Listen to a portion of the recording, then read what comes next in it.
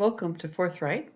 I'm Sulani Madsen, bringing you a column with some commentary focusing on how former U.S. Attorney Jim Mcdevitt pointed out Council President Breean Beggs' dilemma as his involvement in partisan politics meets the Judicial Code of Conduct.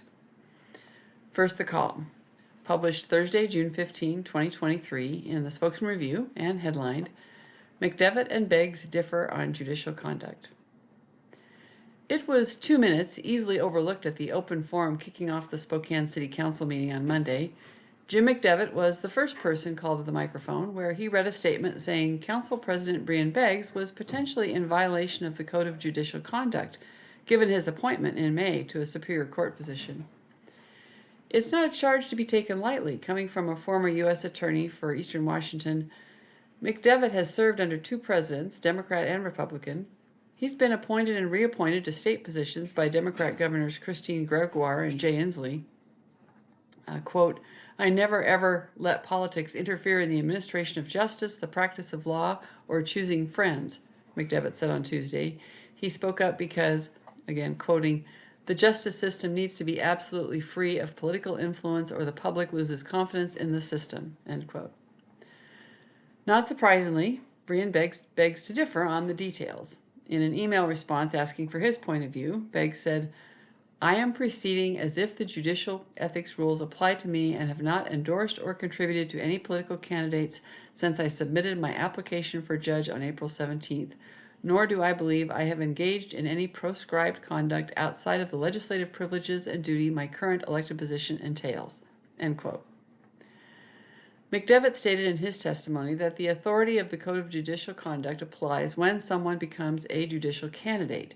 The code defines a person as a judicial candidate as soon as he or she, quote, "declares or files as a candidate with the election or appointment authority," end quote. For Beggs, the critical date, therefore, appears to be his April 17 application. Mcdevitt says restrictions on a judicial candidate include a prohibition on publicly endorsing a candidate for any non-judicial office, such as council president or mayor, including opposition to or disparaging statements directed to the current mayor. So, technically, Beggs' enthusiastic support in March of progressive candidates for council president and mayor was not in violation of the Code of Judicial Conduct. He had not yet applied for the judicial appointment. A gray area, as Mcdevitt called it in his open forum statement, is the prohibition on a judicial candidate making statements, quote, "in connection with issues likely to come before the court, including pledges, promises, or commitments inconsistent with the impartial performance of duties as a judge," end quote. Mcdevitt feels at least 2 of the ordinances passed as emergencies on Monday night may be subject to litigation, and therefore Beggs should have recused himself from the council vote to preserve the appearance of fairness as a future judge. "If I were a judicial candidate, I would resign or at least recuse myself on any issue that could end up in court," Mcdevitt said. It was the use of the emergency clause that led to Mcdevitt's second point on Monday night. 4 ordinances were on the agenda declaring emergencies. The city charter says an emergency ordinance is appropriate when necessary for the immediate preservation of the public peace, health, or safety, and the council president leaving at the end of the month does not constitute an emergency, Mcdevitt said. "This is a misuse and abuse of the charter as the city council continues to chip away at the strong mayor form of government voted in by the people," end quote. In response to a question on the emergency clause, Beggs said that under the charter, the council has the, quote, "flexibility to use emergency ordinances whenever a portion of the government needs immediate implementation of an ordinance, regardless of public safety, as long as there are sufficient votes to override any potential mayoral veto," end quote. In other words, as long as there's 5 votes, anything can be passed as an emergency. Skip the readings, no need to justify preservation of the public peace, which is a vague enough statement to allow rationalizing almost anything anyway. "They're just using it as a matter of convenience," Mcdevitt said. "The charter is poorly written, and if I had my way, I'd rewrite the whole charter," end quote. Unless someone comes forward with solid evidence of political activities or statements made by Beggs after April 17th, it seems unlikely a complaint for misconduct would be entertained by the Commission on Judicial Conduct.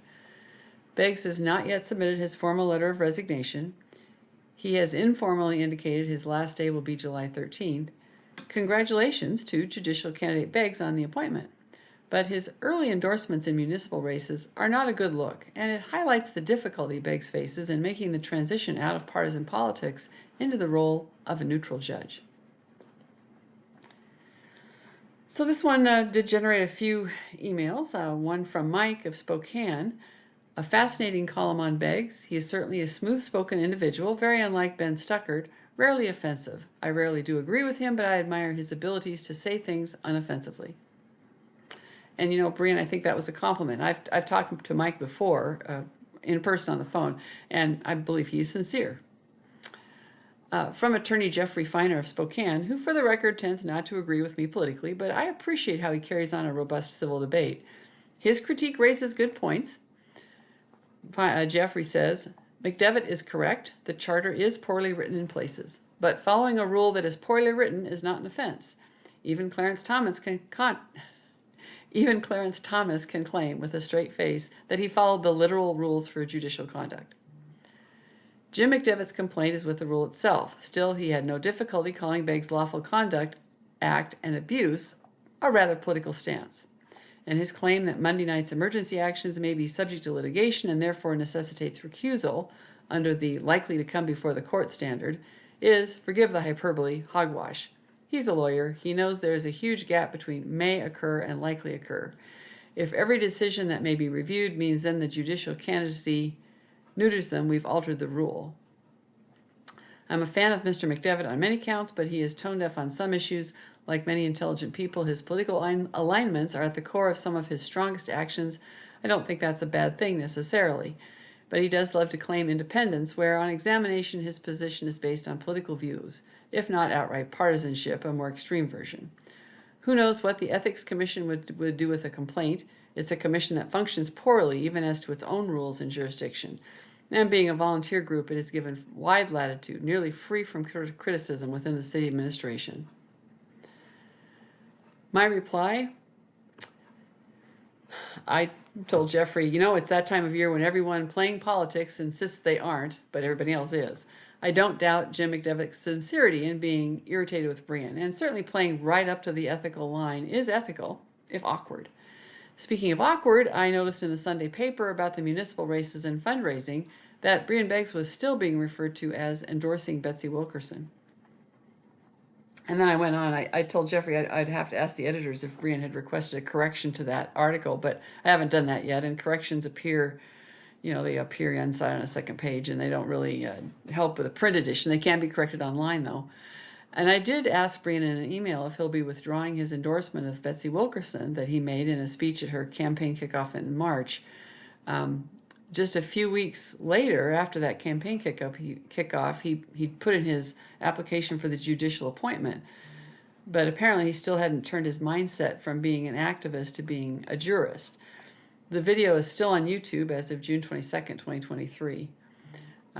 He said he's trying to have it taken down, or it could be edited to take his remarks out. And I'm curious, when did he start preparing his application, and why did he make an endorsement in the first place if there was any thought that he might be turning from activism to the judiciary? Or does he see the judiciary as a place for activism? And that will be the question when he runs for the position of judge next year. Then one other email from Hal, who complimented my writing and then went on to say, your article said, I have had numerous email exchanges with Breean Beggs. He is the consummate politician. His actions are always hard left, and then he justifies them with amazingly objective reasoning. This makes him seem far more moderate than he is, and far more dangerous. Had he been on the state Supreme Court, he would undoubtedly have joined the 7 liberal judges that made the ridiculous ruling that our new capital gains tax is an excise tax. He will rule from personal perspective, not from a point of law. Please keep up the good work with more articles like this one. Hal, I appreciate the kind words from you. I also appreciate what you've raised is going to be the subject of much debate. I hope when we do have the judicial elections next year, Washington State, we elect judges, we have to be paying attention. Do we want to elect judges who want to look to the letter of the law and apply it equally to everyone? Or are we looking to judges who see it as a living document and take a more activist approach? Anyway, thank you for the positive feedback. And thank you for joining me for this edition of Forthright. Be sure to like and subscribe for notifications of new content.